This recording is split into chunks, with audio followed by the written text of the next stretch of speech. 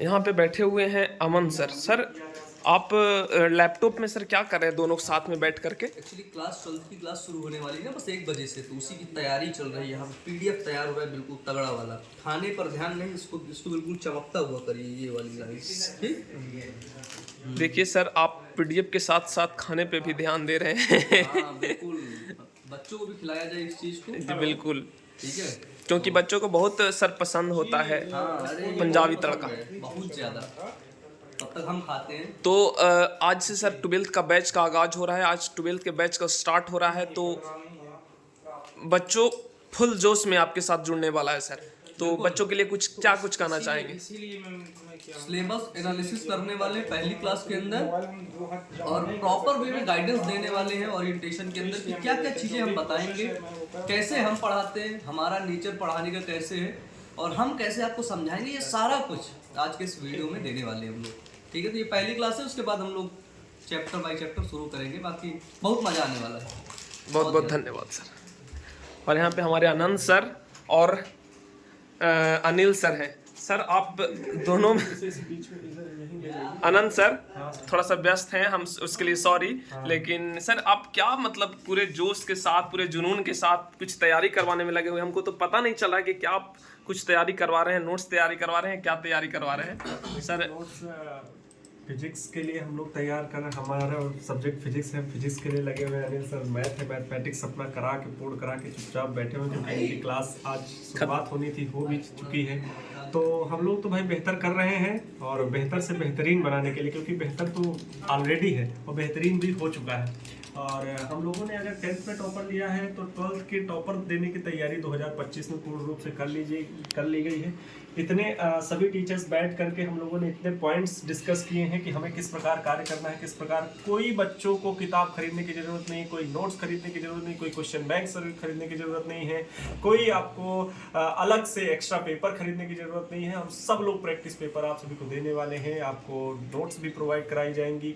मतलब क्या बताएं आपको, और जीरो से हीरो बनाना है, मतलब शून्य से शिखर तक आपको पहुंचाना है। अगर शून्य बच्चा भी है ना, वो भी अगर टारगेट बोर्ड के साथ जुड़ता है तो वो मैक्सिमम अंक प्राप्त करने का पूरा हकदार है। और 90%, 92%, 88%, 95% ऐसे अंकों की हम लोग पूरी उम्मीद रखते हैं, और ऐसा बच्चा करने में सक्षम भी होगा अगर वो दिन प्रतिदिन साथ जुड़ करके जैसे हम लोग कार्य कर रहे हैं और बताए गए निर्देशों के अनुसार अगर वो कार्यों को करता है, तो निश्चित रूप से उसका परिणाम जो होगा 2025 में वो देखने लायक होगा। और आसपास के लोग अचंभित रह जाएंगे कि हाँ, सोचेंगे भी कि कहाँ से वो पढ़ रहा था, तो एक बार वो नाम जरूर लेगा कि हम टारगेट बोर्ड से पढ़ रहे थे। प्यारे बच्चों, ये बात तो निश्चित है कि आने वाले वर्षों में आप सभी के बीच बेहद अफोर्डेबल प्राइस में आप सभी के लिए शिक्षा में एक नई क्रांति, एक नया रेवोल्यूशन आने वाला है। 11th 12th के क्षेत्र में आप बिहार बोर्ड के जितने भी विद्यार्थी हैं वो कहेंगे कि हाँ, हमने जिस स्थान से शिक्षा प्राप्त की है वो वास्तव में मेरे लिए लाभदायक थी, और मैं गरीब बच्चा होकर के भी मैंने पढ़ाई की। और